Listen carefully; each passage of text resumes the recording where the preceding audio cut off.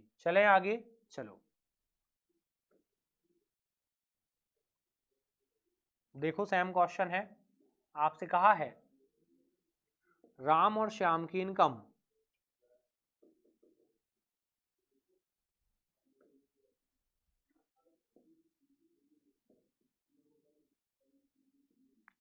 क्या दिया है?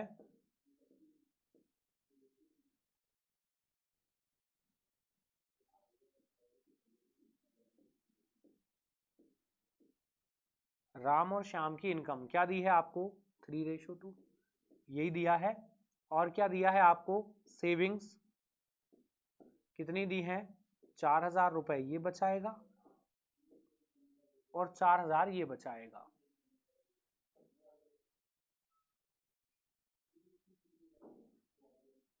क्या दिया है? खर्च। तो क्या आएगा? एक्सपेंडिचर। कितना है एक्सपेंडिचर? 2:1। यही था। चलो करें शुरू। क्या करना है सुनिए, क्या किया जाए सर? इनकम मान ली जाए कितनी? 3x और दूसरे की हो गई 2x हो गई। इनकम में से क्या घटा दूं? सेविंग्स कितनी कितनी है? 4,000।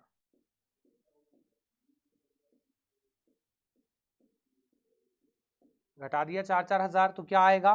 एक्सपेंडिचर कितना है? 2:1। बस क्रॉस मल्टीप्लाई करते हैं, खत्म हो जाएगा। 3x माइनस 4,000 बराबर हो जाएगा 2 का इंटू करो 4x माइनस 8,000, यही बनेगा। शिफ्टिंग कराओ, 8 को यहाँ ले आओ तो 8 इधर आएगा तो हो जाएगा 8,000 माइनस 4,000 बराबर ये 4x और 3 वहाँ जाएगा तो 3x। ये कितना बच रहा है? 4,000 बराबर यहाँ क्या बच रहा है? x। यही बचेगा। x की वैल्यू क्या आ जाएगी? 4,000। कह रहा है प्रत्येक की इनकम बताओ, तो राम की इनकम कितनी है बता दो। सर राम की इनकम है 3 और श्याम की है 2। तो राम की इनकम हो जाएगी 2 इंटू 4,000 कितना आएगा? 8,000 आएगा। और श्याम की इनकम क्या आएगी? क्या आ जाएगी श्याम की इनकम? कितनी है? अच्छा राम 3 था और श्याम 2 था। चलो तो कोई दिक्कत नहीं, हम इसको बदल देते हैं। लो ये किसकी इनकम है? श्याम की। ठीक है। अब देखते हैं राम की इनकम कितनी है। राम की इनकम 3 तो 3 कितना हो जाएगा? 3 इंटू 4,000 कितना हो जाएगा? 12,000। यही आएगा 12,000। अच्छा टोटल कितना था हमारा? हमारा जो बचत है वो 4,000 था, ठीक है ना। तो इनकम जो आएगी वो आ जाएगी 8,000 और 12,000। चले आगे, चलो सेम क्वेश्चन था, बन जाएगा।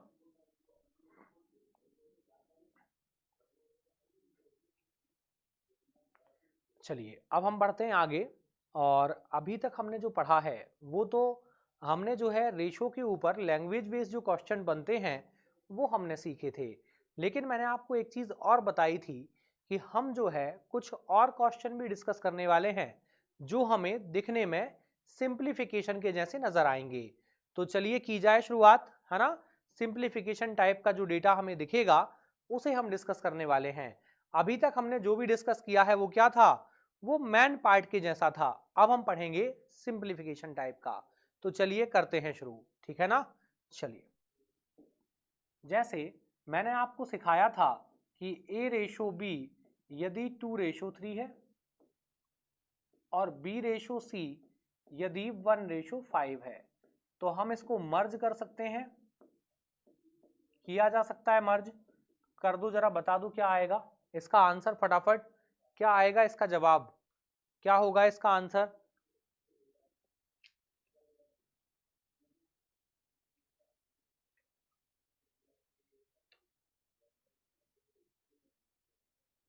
आ गया? आ रहा है? चलो देखें। देखो क्या करना होता है।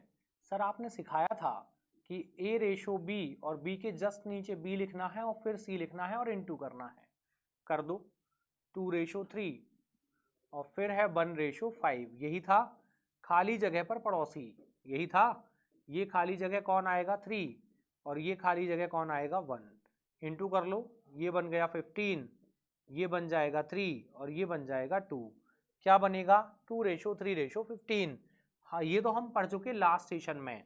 अब हम पढ़ने वाले हैं कुछ नया, ठीक है ना? नया क्या होगा वो देखते हैं, ठीक है?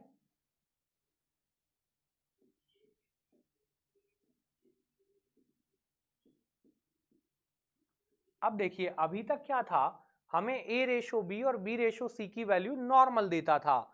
अब क्या होगा, a रेशो b और b रेशो c की वैल्यू फ्रैक्शन में दी जाएगी। फ्रैक्शन मतलब आपको दे देगा फ्रैक्शन लिखकर, जैसे यहां लिख दिया आपको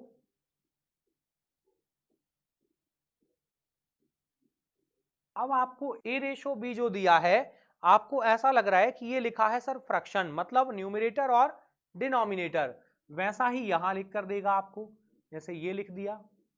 अब आपसे कहा गया कि आप जो है हमें वैल्यू बता दें, किसकी? a ratio b ratio c की। ये वैल्यू आपसे पूछी गई। अब आप मुझे बताइए हम क्या करें? सर यदि ये सिंप्लीफाई डेटा होता तो हम सीधा सीधा अभी जो पैटर्न हमने लगाया था वही लगा देते, ये खत्म हो जाता। लेकिन यहां तो जो है ये पूरा क्वेश्चन डबल मंजिला चल रहा है, यहां तो फ्रैक्शन चल रहा है। अब क्या करें? तो देखो, फ्रैक्शन को सॉल्व करने का क्या तरीका है।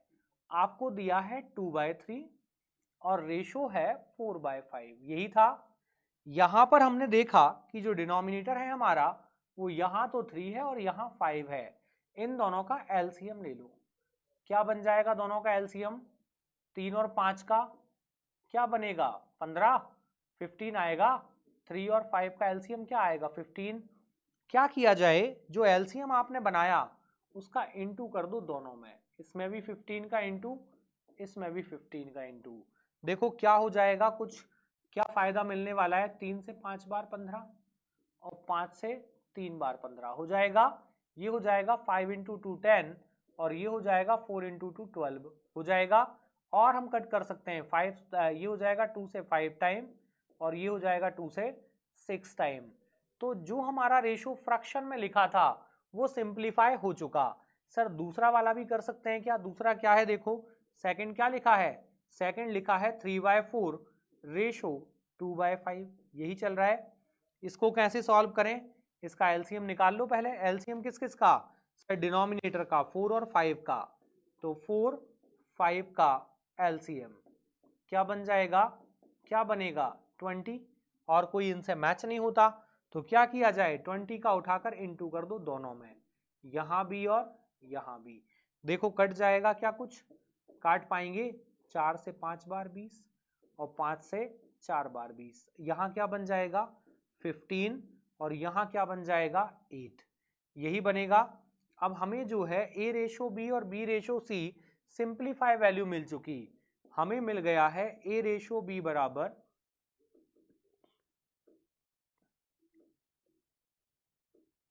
हमें मिला है a रेशो b बराबर कितना? 5/6 और मिला है b रेशो c बराबर 15/8। इसको यदि हम मर्ज करते हैं तो a रेशो b और b रेशो c ऐसे ही मर्ज होगा।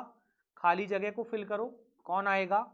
यहां पड़ोसी 6 आएगा, यहां पड़ोसी 15। क्या करना है? इंटू कर लो, खत्म हो जाएगा। देखो 4 इंटू 6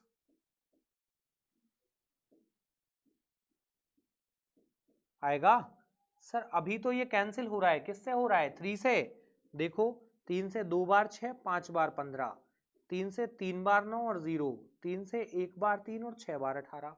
और कटेगा क्या? नहीं कट रहा, तो आंसर क्या बनेगा हमारा? 25/30/16। ये क्या हो जाएगा? ये फाइनल आंसर होगा। मतलब क्या सर इतना लिखना पड़ेगा हमें? नहीं, हम शॉर्ट में लिखेंगे। देखते हैं, हम नेक्स्ट पर चल रहे हैं और हम इसको जो है बहुत ही शॉर्ट में लिखने की कोशिश करेंगे। अभी क्या हुआ है, हमने उसको सीखने के लिए थोड़ा सा लेंदी लिखा है, ठीक है ना? अब हम इसको थोड़ा सा शॉर्ट बनाने की कोशिश करेंगे। चले की जाए शुरुआत, चलो करते हैं शुरू।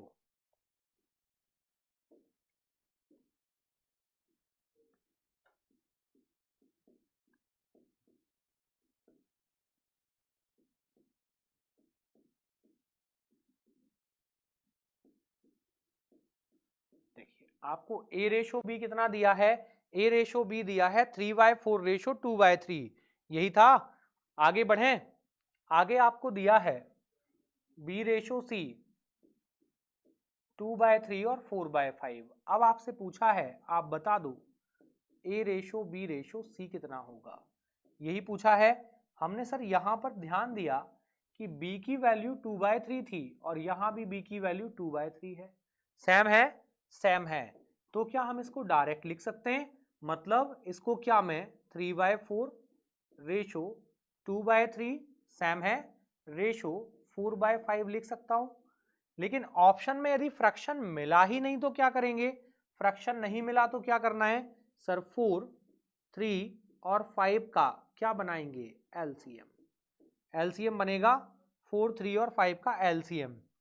क्या किया जाए? एलसीएम क्या बनेगा? 60। उसके अलावा कोई और मैच हो रहा है क्या? हो जाएगा नहीं। तो क्या करें? एलसीएम का हमने तीनों में इंटू कर दिया, हो जाएगा, कर दो, इंटू कर दिया जाए। देखो कट रहा है क्या? कितना?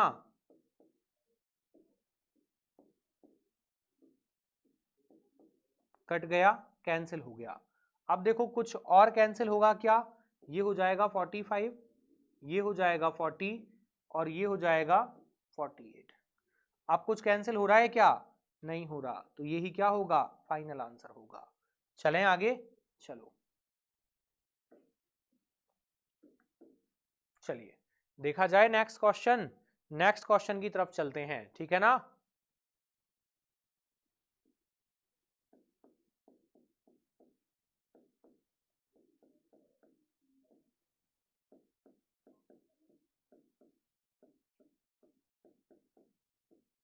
इसको बनाया जाए, क्या आएगा? सिर्फ कंसेप्ट लिख रहा हूं मैं, कुछ भी नहीं है, बड़ा आसान सी चीजें हैं, बस हमें एक बार सीखनी है। बन पाएगा? देखें, देखो यहां पर जब आपके सामने ये क्वेश्चन आएगा तो यहां लिखा है 3a = 4b = 5c। सर इसका मीनिंग है कि 3a जो है वो इक्वल्स टू 4b है। ऐसा लिख सकता हूं क्या मैं? हाँ लिख सकते हैं, तीनों आपस में इक्वल है तो लिख तो सकते ही हैं। ए और बी एक तरफ करो और नंबर एक तरफ करो। ए अपनी जगह पर रहने दो, बी को यहां लाओ, बी नीचे आएगा, बराबर 4 और ये 3 वहां जाएगा तो अपॉन में जाएगा, जाएगा। आप ये बताओ इस a अपॉन बी को क्या हम a रेशो बी नहीं लिख सकते? लिख सकते हैं ना। तो हमें a रेशो बी मिल गया कितना? 4:3 मिला। a रेशो बी कितना मिल गया? 4:3। अब यहां से हम b और c को भी बराबर लिख सकते हैं कि 4b = 5c लिख सकते हैं। यहां से हम लिख सकते हैं 4b = 5c लिखा जा सकता है। b यही रहने दो, c को यहां लाओ, बराबर 5 अपनी जगह पर रहेगा, 4 वहां जाएगा, यही आएगा। यहां से आपका बन जाएगा b रेशो c बराबर 5:4 बनेगा, यही बनेगा। सर अब हमारे पास a रेशो b भी है और b रेशो c भी है, दोनों को मर्ज कर सकते हैं, कर दो। ए बी कितना है? 4:3 यही है, और बी सी कितना है? 5:4 यही चल रहा है। चलो मर्ज कर दिया जाए। मर्ज जब हम करेंगे तो हमें इस खाली जगह को फिल करना पड़ेगा। कौन आएगा इसमें? पड़ोसी। कर दिया फिल, इंटू करो, 4 × 3 12, 5 × 3 15 और 4 × 5 20। क्या बन जाएगा? 20, 15 और 12 यही आएगा। चलो कैंसिल हो रहा है क्या? ये नहीं हो रहा, तो यही क्या होगा? यही हमारा आंसर होगा। चलो चलें आगे।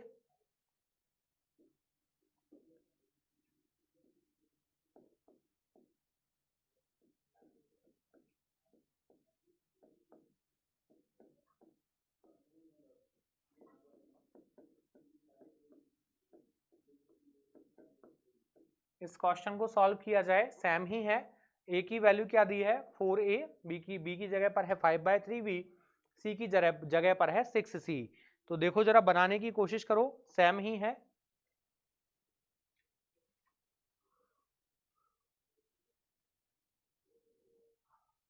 आ गया? बन पाएगा? कैसे बनाएंगे? क्या किया जाए? देखो सबसे पहले हमें क्या करना है, दिक्कत कौन है? ये 3, यही टेंशन है ना, ये 3 ही टेंशन बन रहा है ना आपके लिए। तो इसको हटाएं, कैसे हटाएंगे वो सुनो। क्या था? आपको दिया है 4a = 5/3b = 6c। आप चाहो तो इन दोनों को बराबर लिख लो, उन दोनों को बराबर ये कर सकते हो, मतलब 4a बराबर आप कर सकते हो 5/3b कर सकते हो। a को यहीं रहने दो, b को यहां लाओ, आ जाएगा, ये 4 नीचे जाएगा तो क्या बनेगा 5/4 इंटू 3 12 बनेगा। तो यहां से हमें मिल जाएगा a/b बराबर 5/12 बन जाएगा, ये हम लिख सकते हैं, हो जाएगा।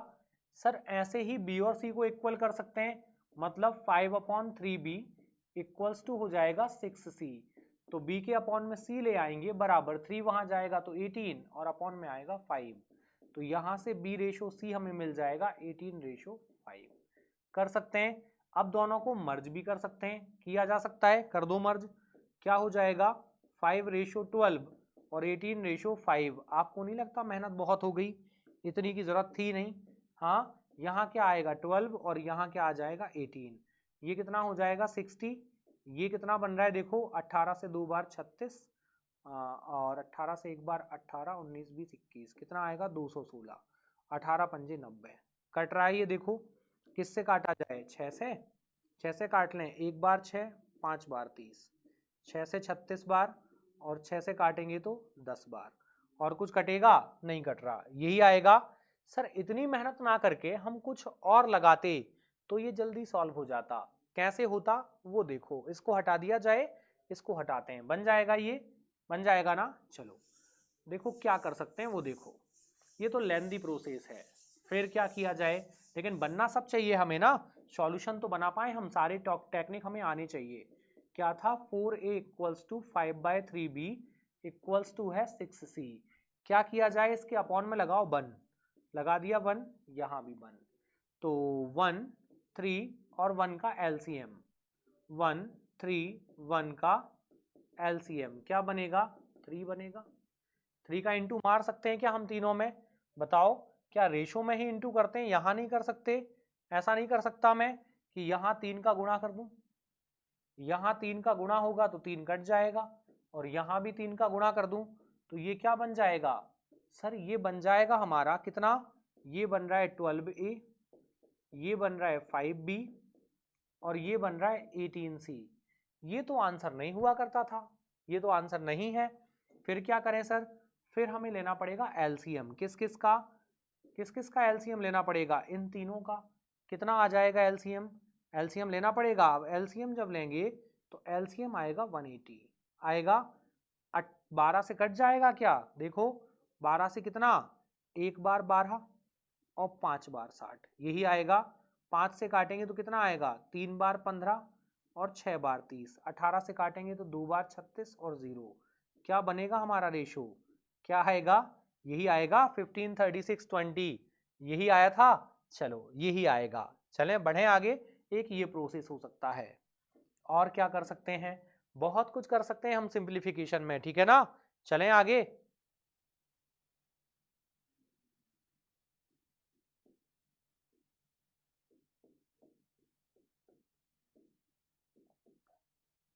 क्या है नेक्स्ट, नेक्स्ट है आपका ये रहा, चलिए इसको बनाइए a/b/c, ये क्या बनेगा, लगाओ लॉजिक, क्या होगा, क्या कर सकते हैं हम इसका, क्या कर सकते हैं बताओ, हाँ इंटू कर लें, इंटू कर लिया जाए, किसका इंटू कर लें सर, यहाँ कुछ नहीं तो एक, एलसीएम बनाओ 5 आएगा, यहाँ 5 लिखेंगे तो क्या होगा, ये खत्म, यहाँ 5 लिखेंगे तो ये खत्म, यहाँ 5 लिखेंगे तो इसका यूज हो जाएगा, ये कितना बन जाएगा 2a बराबर 1v बराबर 15c, यही बनेगा, बन गया। अब क्या करना है, एलसीएम कितना आएगा 30, 2 से काटेंगे तो 15, 1 से काटेंगे तो 30 और 15 से काटेंगे तो 2, क्या बनेगा रेशो 15 30 और 2, यही आएगा। चलो बढ़ जाएं आगे, बढ़ा जाए, चलो देखें नेक्स्ट,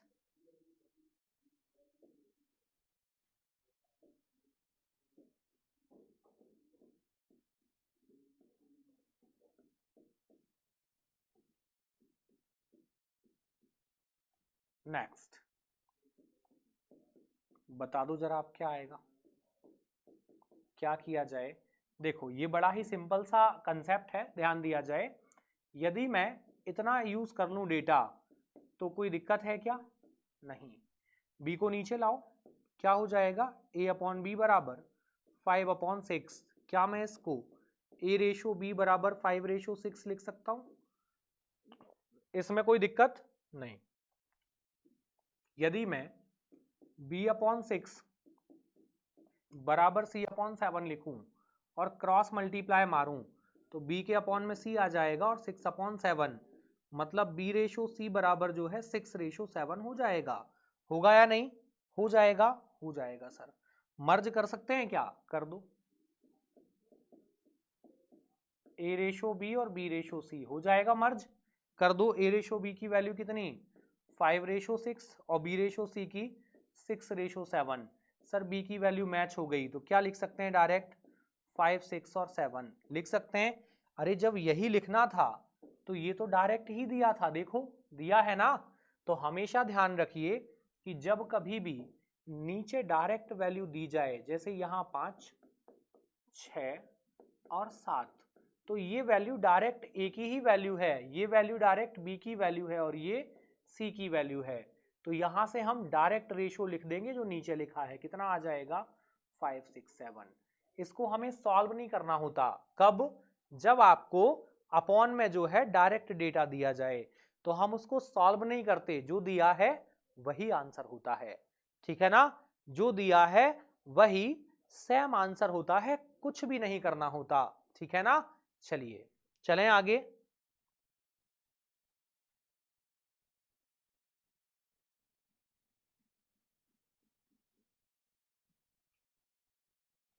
चलिए, तो आज के लिए इतना ही। Thank you. मिलते हैं हम नेक्स्ट सेशन में एक नए टॉपिक के साथ।